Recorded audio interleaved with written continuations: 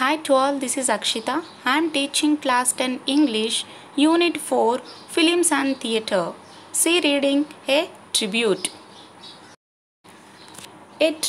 Tribute అంటే నివాళి అన్నమాట. ఈ లెసన్లో మనం ఎవరికి నివాళిని అర్పిస్తున్నాం, అలాగే వాళ్ళ యొక్క ప్రాముఖ్యత ఏంటి, వాళ్ళ జీవితం ఎలా ఉందో తెలుసుకుందాం. The Indian film industry has completed 100 years in the year 2013. It is a fitting tribute to the world of cinema to recollect our favorite films, producers, directors, actors and music and art directors. 2013కు Indian film industry 100 ఇయర్స్ని complete చేసుకునిందనమాట. అందుకే ప్రపంచంలోనే ఉన్నటువంటి ప్రతి ఒక్క మూవీస్కు tribute నివాళిని అర్పించాలనుకుంది. ఈ నివాళిని అర్పించడానికి ఒక కారణం ఏంటి అంటే, ప్రపంచంలోనే ఉన్నటువంటి ప్రతి ఒక్క ఫిలిమ్స్లో కూడా మన యొక్క ఫేవరెట్ ఫిలిమ్స్ని గుర్తు తెచ్చుకోవడానికి, అలాగే favourite producers, directors, actors, music directors, art directors వీళ్ళందరినీ నెమరు వేసుకోవడానికంటే వీళ్ళందరి యొక్క గొప్ప అవకాశాలని కానీ, వీళ్ళందరి యొక్క గొప్ప జీవితాల గురించి, వీళ్ళందరి యొక్క కష్టాల గురించి మనం నెమరు వేసుకోవడమే, మనం రిమెంబర్ చేసుకోవడమే మెయిన్ ఎయిమ్ అన్నమాట. Telugu audiences are proud of many great producers, directors and artists. Savitri is one such prestigious artist. Ever since she was 8, she evinced interest in learning dance. Later, she associated herself with the theatre. She formed a theatre organizations as well. She had little difficulty in entering the film field. When Savitri was 12, she was offered a role in the film Agni Pariksha, but was finally dropped as she looked too young for the role. మన తెలుగు ప్రేక్షకులు ఎందరో గొప్ప గొప్ప ప్రొడ్యూసర్స్ని, అలాగే డైరెక్టర్స్ని, అలాగే ఆర్టిస్ట్ని గౌరవింపజేస్తారనమాట. అందులో ఒక ముఖ్యమైన చాలా గొప్పదైనటువంటి ఆర్టిస్ట్ ఎవరు అంటే సావిత్రి గారు. సచ్ ఏ ప్రెస్టీజియస్ ఆర్టిస్ట్, అంటే చాలా ప్రాముఖ్యత పొందినటువంటి ఆర్టిస్ట్ అన్నమాట. తనకు 8 సంవత్సరాలు ఉన్నప్పుడు డ్యాన్స్ నేర్చుకోవడంలో తన యొక్క ఇంట్రెస్ట్ని కూడా చూపించింది. మేబీ వాళ్ళ పెద్దనాన్న ఫోర్స్తో ట్రై చేసినప్పటికీ కూడా తను ఈ డ్యాన్స్లో చాలా అంటే చాలా ఇంట్రెస్ట్ని కూడా తర్వాత చూపించింది. అలాగే ఫిలిం ఇండస్ట్రీలోకి వచ్చింది, ఒక థియేటర్ ఆర్గనైజేషన్ని కూడా ఫామ్ చేసింది అనమాట. కానీ అంతకన్నా ముందు ఫిలిం ఫీల్డ్లోకి రావడానికి ఎన్నో కష్టాలు పడింది. సావిత్రికి 12 ఏళ్ళు ఉన్నప్పుడు అగ్ని పరీక్ష అనే మూవీలో తనకు ఒక పాత్రని ఆఫర్ ఇచ్చారు ఆ ఫిలిం ఇండస్ట్రీ వాళ్ళు. కానీ ఈ పాత్రకు తను చాలా అంటే చాలా చిన్నదిగా కనిపిస్తుంది. బికాస్ తనకు 12 ఇయర్స్ అంటే ఆటోమేటిక్గా 6th క్లాస్ 5th క్లాస్ అమ్మాయిలా ఉంటుంది. సో ఈ మూవీలో అటువంటి పాత్రకు తన యొక్క ఏజ్ వచ్చేసి చాలా చిన్నది కావడం వల్ల ఇందులో తనకు అవకాశం వెళ్ళిపోతుందన్నమాట. She was given a song sequence రానంటే రానే రాను అని పాతాళ Bhairavi. Savitri's part in it was brief, but the effect of her performance was considerable. Her expressions were beautiful. A lot of filmmakers recognized a potential artist in her. సరే, తనైతే పాతాళ భైరవి అనే మూవీలో ఒక song చేసిందనమాట. ఇందులో ఎన్టీఆర్ రావు గారు అంటే ఎన్టీ రామారావు గారు నటించారు. అలాగే ఎస్వి రంగారావుగా ఒక మంత్రగాడిలా నటించాడనమాట. ఈ మూవీలో ఈ సావిత్రి గారు ఏం చేశారంటే ఒక పాటలో పర్ఫార్మెన్స్ ఇచ్చారు. అంటే ఈ పాటలో కేవలం తన యొక్క పర్ఫార్మెన్స్ తక్కువ టైం అయినప్పటికీ కూడా తన యొక్క పర్ఫార్మెన్స్తో అంటే ఎఫెక్ట్స్ అంటే డాన్సింగ్లో కానీ తన యొక్క ఎక్స్ప్రెషన్స్లో కానీ ఎలా ఉందంటే అందరూ కన్సిడరబుల్ అంటే అందరూ గుర్తించే విధంగా చేసిందనమాట. అలాగే తన యొక్క ఎక్స్ప్రెషన్స్, కళ్ళతో చేసేటువంటి ఎక్స్ప్రెషన్స్, సో ఈ ప్రపంచంలోని ప్రతి ఒక్క ఫిలిం ఇండస్ట్రీలోనే అందరితో పోల్చుకున్నట్టయితే సావిత్రి గారు చేసినంత ఎక్స్ప్రెషన్స్ ఇంకా ఏ ఒక్క ఆర్టిస్ట్ కూడా చేయలేదు. సో అలాంటి ఎక్స్ప్రెషన్స్ కూడా చూపించింది అనమాట. అందుకే చాలామంది ఫిలిం మేకర్స్ అంటే డైరెక్టర్స్ కావచ్చు, వేరే కో డైరెక్టర్స్ కావచ్చు, వీళ్ళందరూ ఈమెలోని యొక్క గొప్ప కళను గుర్తించారు అందరూ. As a result, she was elevated to the role of a heroine by the noted director L.V. Prasad in the film Samsaram 1950. 1950లో release అయినటువంటి సంసారం మూవీలో అది ఎవరు డైరెక్టర్ చేశారు? ఎల్వి ప్రసాద్ గారు డైరెక్ట్ చేశారనమాట. ఈ సంసారం అనే మూవీలో సావిత్రి గారికి ఒక పాత్రనిస్తారు, హీరోయిన్ పాత్రనిస్తారన్నమాట. ఈ హీరోయిన్ పాత్రతో తన యొక్క జీవితం పై ఎత్తుకు వెళ్ళిపోతుంది. On the sets she was nervous. She had to repeat many takes and this proved a setback for her. The role was given to someone else and she was given a small role of less import. So first time మూవీలో heroine chance వచ్చింది కాబట్టి set మీద చాలా భయపడుతూ ఉందన్నమాట, చాలా నర్వస్గా ఉంది. కానీ సీన్స్ చేయడానికంటే డైలాగ్స్ రిపీట్ చేయాలి కదా, చాలా టేక్స్ తీసుకునింది. టేక్ 1 టేక్ 2 ఇలా ఎన్ని టేక్స్ తీసుకునిందంటే అన్ని టేక్స్ తీసుకునింది అనమాట. అక్కడ ఉన్నటువంటి ఫిలిం మేకర్స్ మొత్తం తనను ఎంతో ఓపికతో భరిస్తూ చాలా టేక్స్ ఇవ్వడానికి ట్రై చేశారు. కానీ తన యొక్క కళను ప్రూవ్ చేసుకోలేకపోయింది సావిత్రి గారు. అందుకే చాలా టేక్స్ చేయడం వల్ల ఈ పాత్రను వేరే వాళ్ళకి ఇచ్చి, వేరే వాళ్ళ పాత్ర అంటే చాలా తక్కువ టైమింగ్ ఉన్నటువంటి పాత్రను ఈమెకిచ్చి ఈ మూవీని రన్ చేశారు. ఈ విధంగా ఫస్ట్ సెట్ బ్యాక్ అంటే వెనకడుగు దేంట్లో వచ్చిందంటే ఫస్ట్ ఈ సంసారం అనేటువంటి మూవీలో తనకు వచ్చినటువంటి ఎదురు దెబ్బ అనమాట. మెయిన్ ఫస్ట్ ఎదురు దెబ్బ ఏంటంటే ఈ మూవీలో తను చాలా టేక్స్ తీసుకోవడం, అలాగే ఆ పాత్రను వేరే వాళ్ళకి ఇచ్చి వాళ్ళ యొక్క పాత్రను తను చేయడమే పెద్ద దెబ్బ అనమాట ఈ మూవీలో. In the film Devadasu 1953, one of the best picturisations of Sarat Chandra Chatterjee's novel Devdas, Parvati comes alive in Savitri. The young Savitri with curly hair, a lock of hair straying to her forehead, the large round blackberry eyes looking out from an innocent face left an indelible imprint in the minds of all cine lovers.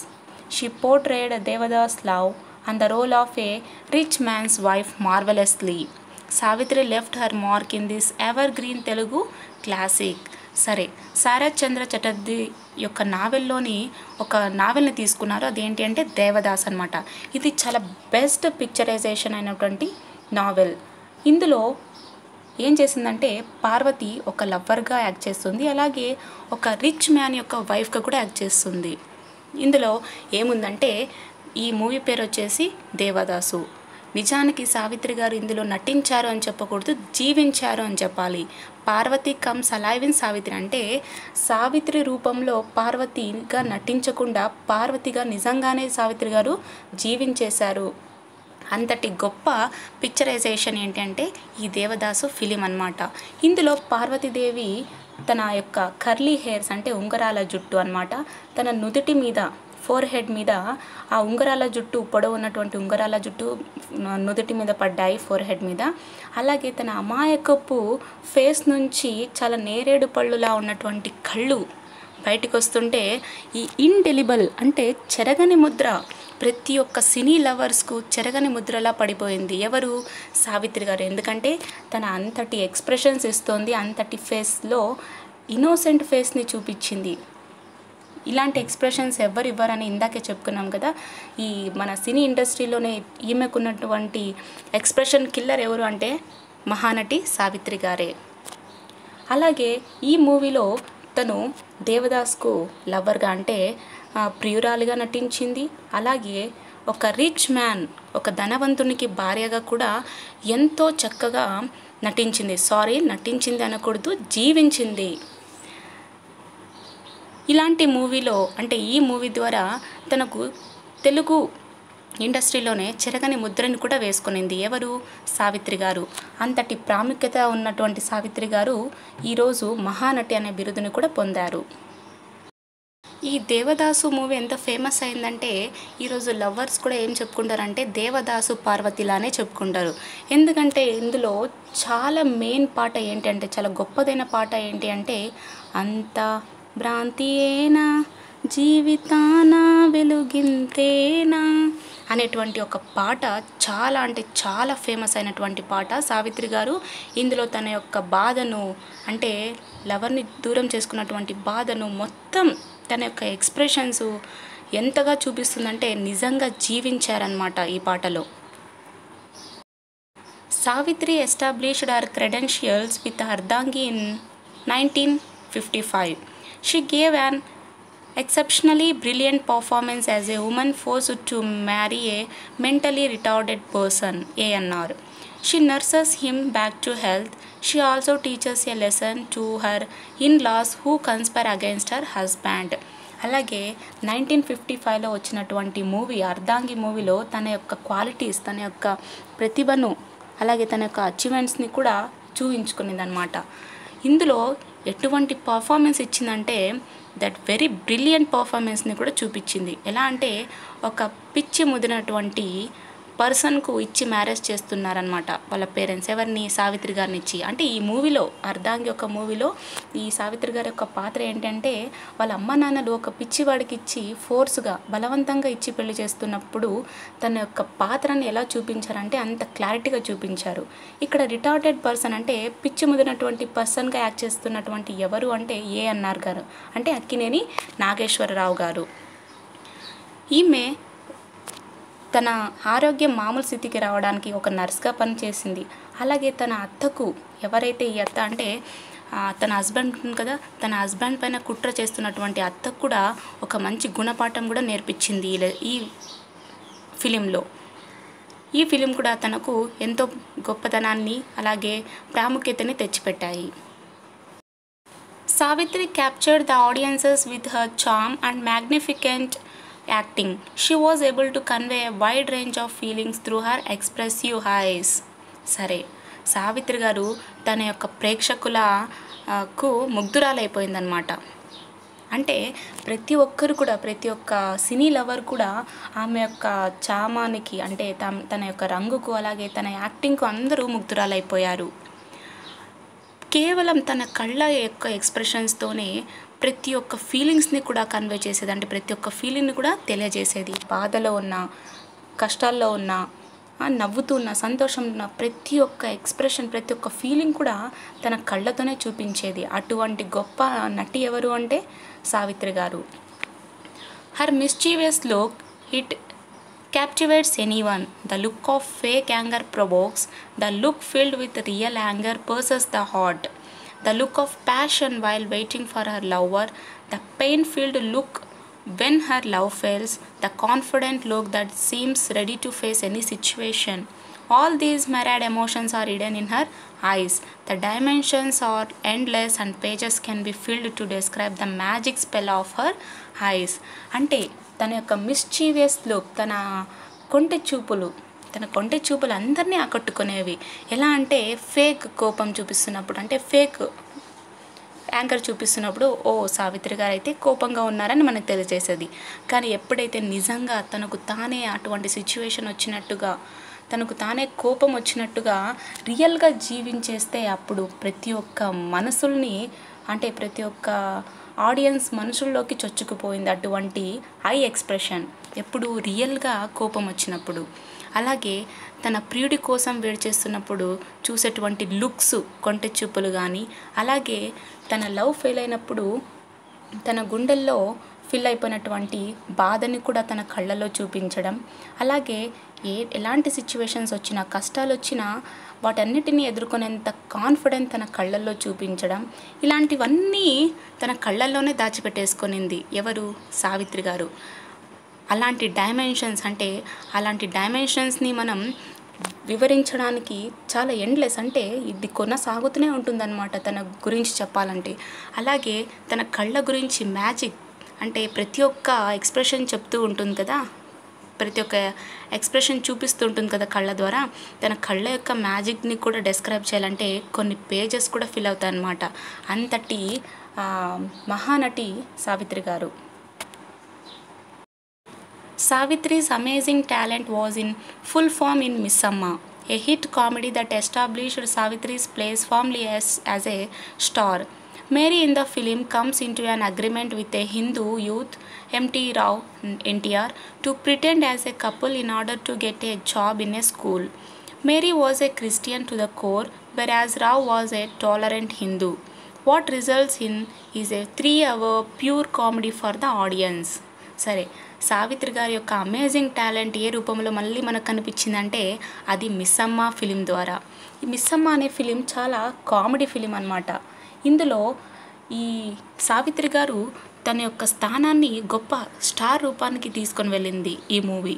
ఈ movie చాలా comedy అని చెప్పుకున్నాం కదా. ఏంటి అంటే నిజానికి Mary, Savitri గారు Mary యొక్క పాత్రను పోషించారు.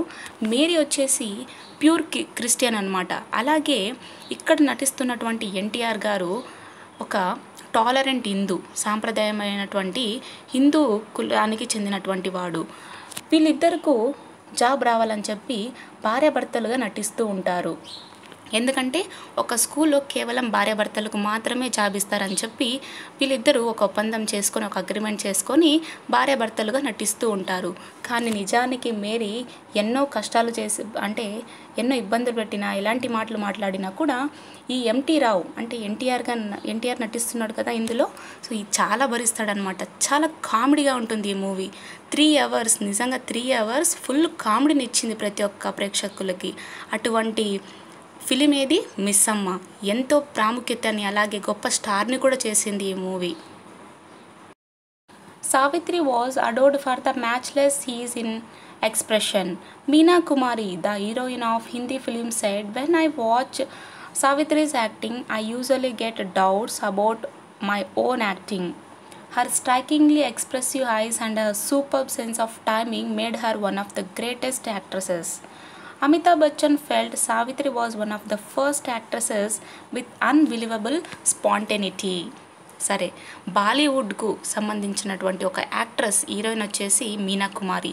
తను ఏమంటుంది అంటే, నేను సావిత్రి గారి యాక్టింగ్ చూసినప్పుడు నా యాక్టింగ్ మీదే నాకు డౌట్ వస్తుంది అని బాలీవుడ్కు చెందినటువంటి మీనా కుమారి అయినటువంటి హీరోయిన్ చెప్తుందనమాట. అంటే సావిత్రి యొక్క ఎక్స్ప్రెషన్కు ఎవరు మ్యాచ్ ఇవ్వలేరు ఈ ప్రపంచంలో. అంటే ఈ ఫిలిం ఇండస్ట్రీలో ఉన్నటువంటి ప్రతి ఒక్క ఆర్టిస్ట్ కూడా సావిత్రి గారి యొక్క ఎక్స్ప్రెషన్కు ఎవ్వరు కూడా మ్యాచ్ అవ్వరు.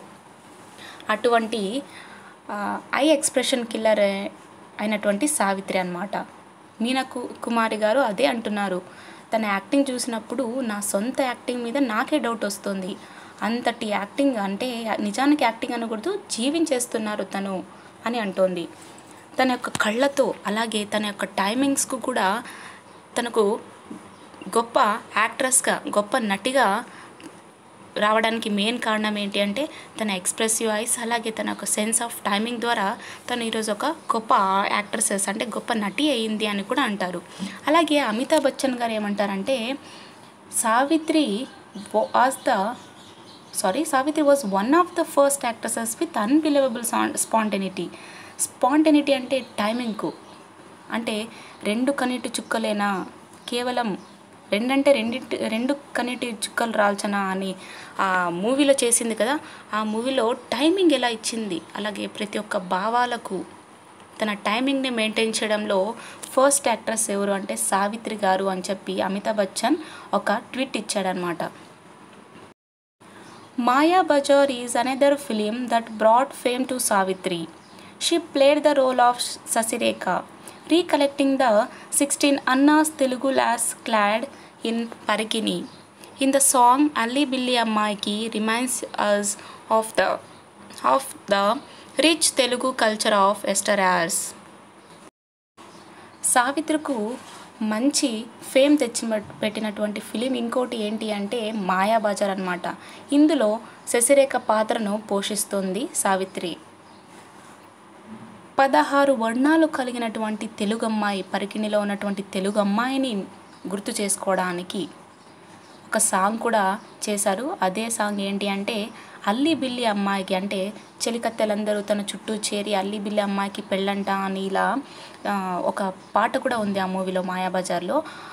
ఆ పాటలో 16 వర్ణాలు గల తెలుగు అమ్మాయి పరికిణిలో కనిపించింది. అంటే ఈ పరికిణి ఎందుకంటే చూపించింది, ఇంతకుముందు ప్రజెంట్ ఫ్యాషనబుల్గా డ్రెస్ అంతా చేంజ్ అయిపోయింది, కానీ ఇంతకుముందు ఆ డ్రెస్ మోడల్ని ప్రతి ఒక్కరూ గుర్తుంచుకునే విధంగా ఆ తెలుగు కల్చర్ని యూజ్ చేశారనమాట. In the final part of the film, Savitri plays the role of Maya, not real Sasirekha, Ghatochkacha in disguise. She walks in a masculine manner imitating the legendary S.V. Rangarao, acting as Ghatochkacha in the film to perfection.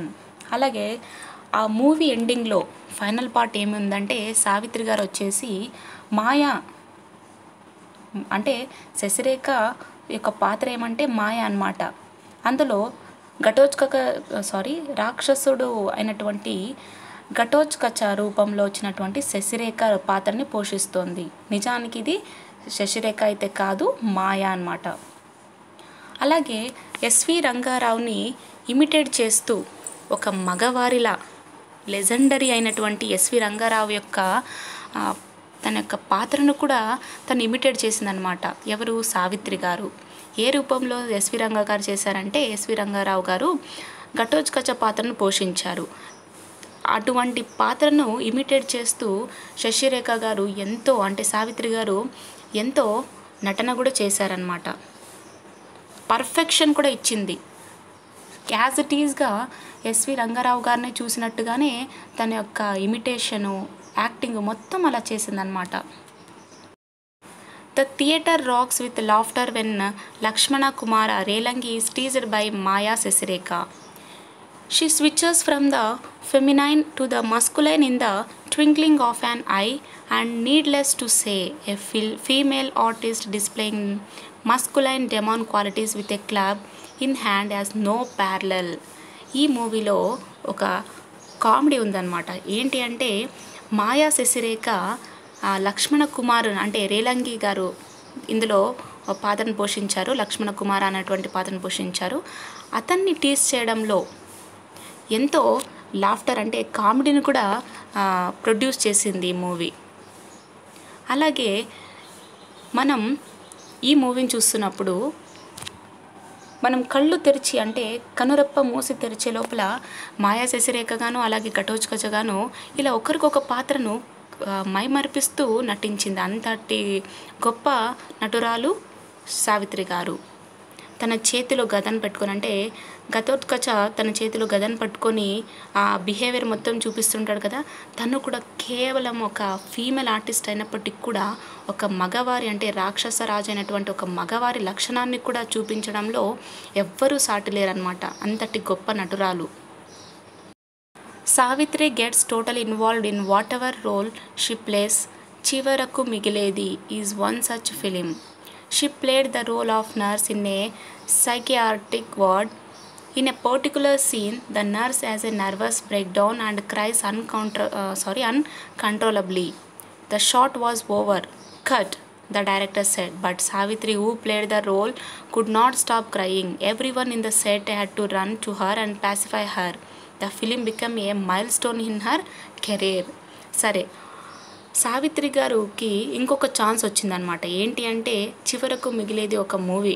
ఆ మూవీలో కూడా మంచి chance వచ్చింది. ఏంటి అంటే, ఈమె పాత్ర ఏంటంటే ఒక నర్స్ అనమాట. సైకియాట్రిక్ వార్డులో ఒక నర్సుగా పాత్రను పోషించింది. ఒక పర్టికులర్ సీన్ కూడా ఉంది. ఏంటి అంటే, ఆ నర్స్కు నర్వస్ బ్రేక్డౌన్ అవుతుంది. అప్పుడు చాలా అన్కంట్రోలబుల్గా ఏడ్చాలి. ఆ సీన్ చేస్తున్నప్పుడు మొత్తం సీన్ కంప్లీట్ అయిపోయింది. డైరెక్టర్ గారేమో కట్ అని చెప్పేశారు. అయినా కూడా సావిత్రి గారు ఏమాత్రం డైరెక్టర్ మాటలు వినిపించుకోకుండా ఆ పాత్రలో జీవించేస్తున్నారు. కంటిన్యూగా ఏడుస్తూనే ఉన్నారనమాట. ఎందుకంటే సైకియాట్రిక్గా నర్వస్ బ్రేక్డౌన్ అయింది తనకు, నర్స్ కదా. ఆ సీన్లో తను ఏడ్చాలన్నమాట. కాబట్టి తన ఏడుపుని నిజంగానే అలానే ఏడుస్తోంది. ఎందుకంటే తన లైఫ్ని ఒక నర్స్గా ఊహించుకొని, తన సిచ్యువేషన్లో తానే ఉన్నట్టుగా ఊహించుకొని ఏడుస్తూనే ఉంది. ప్రతి ఒక్కరు కూడా, ఆ సెట్లో ఉన్నటువంటి ప్రతి ఒక్కరు కూడా తన దగ్గరికి వెళ్ళి తనను ఓదార్చడానికి ట్రై చేస్తూ ఉన్నారనమాట.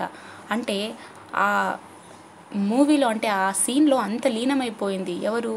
సావిత్రి గారు. నిజంగా జీవించేశారు కదా. ఈ సీన్ బట్టి మనం చెప్పుకోవచ్చు తను నటించలేదు, జీవించారు అని చెప్పుకోవచ్చు. ఈ మూవీ తన కెరీర్లో ఒక మైల్ స్టోన్గా మిగిలిపోయిందనమాట. Savitri was awarded the title Mahanati, the supreme artist. She also received the presidential award for her performance in Chivaraku Migiledi, the magnum opus of Savitri. She was the recipient of Kalaimamani and Nadigaiyar Tilakam from Tamil film industry. Savitri had nearly 300 films to her credit. Her career was nearly 30 years long. She was equally admired by the Telugu and Tamil film lovers. She also acted in a few Kannada and Hindi films. She had a lion's share of films when she was at the zenith of her career. Her passion for films was so strong that she directed and produced a few films in spite of certain certain adversities.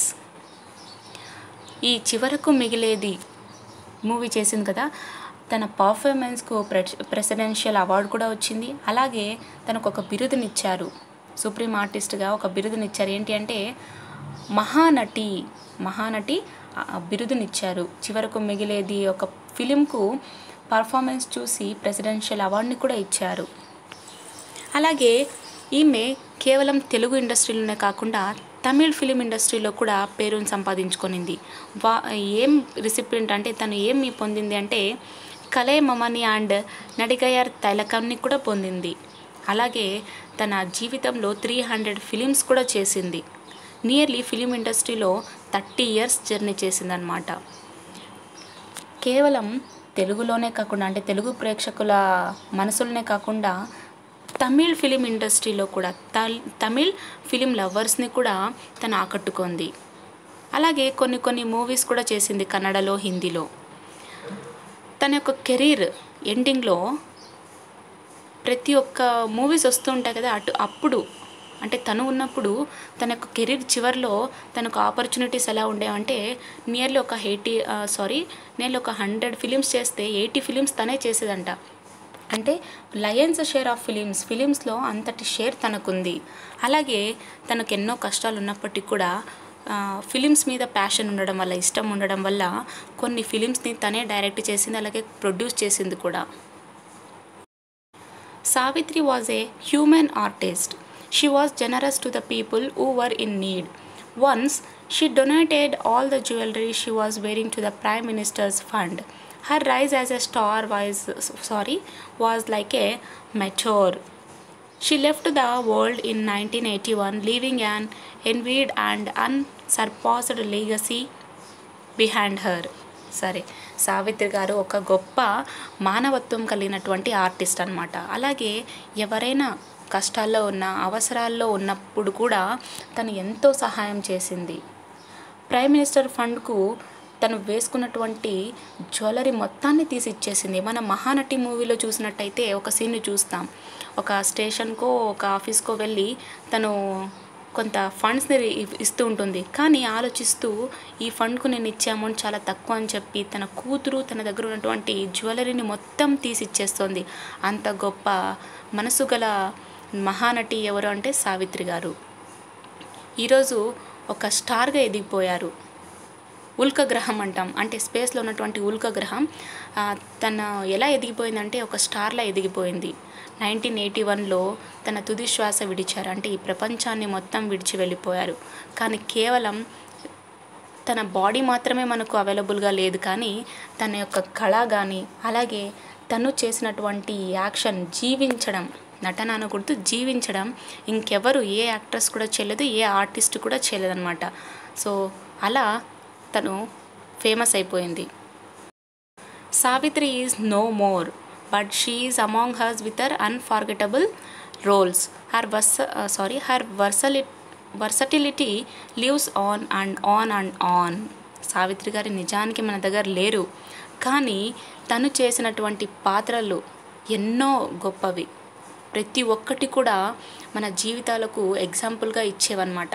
అలాగే moral values కూడా చాలా ఉన్నాయి తను పోషించినటువంటి ఫిలిమ్స్లో. Paying tribute to her, the director and producer Dasari Narayana Rao said, అంటే ఈ సావిత్రి గారికి నివాళిని అర్పిస్తూ దాసరి నారాయణరావు అంటే డైరెక్టర్ ప్రొడ్యూసర్ గారు అయినటువంటి దాసరి నారాయణరావు గారు సావిత్రి గారికి నివాళిని అర్పిస్తున్నారు. ఏమంటున్నారో చూద్దాం. Many artists are forgotten soon after the death, but it is not so with Savitri. She will be remembered as long as celluloid lives on. Dasari Narayana Rao అంటే డైరెక్టర్ ప్రొడ్యూసర్ అయినటువంటి దాసరి నారాయణరావు గారు సావిత్రి గురించి ఒక మాట చెప్తున్నారు. ఏంటి అంటే ఎంతోమంది ఆర్టిస్టులు చనిపోయాక గుర్తుండరు, కానీ సావిత్రి గారు అలా కాదు. ఈ ఫిలిం ఇండస్ట్రీ ఉన్నంత వరకు సావిత్రి గారు బతికే ఉంటారు. సావిత్రి గారిని ప్రతి ఒక్కరూ గుర్తు చేసుకుంటూనే ఉంటారు ఫిలిం ఇండస్ట్రీ ఉన్నంత వరకు అని చెప్పి దాసరి నారాయణరావు గారు సావిత్రి గారికి నివాళిని అర్పిస్తారు. All her films would amount to an album of life due to their range of themes. They encompass human lives and passions in their full diversity. What is cinema? Is it a fiction or a reality? Many people say many things, but Savitri gave a different definition. She said that cinema is life. Life is eternal.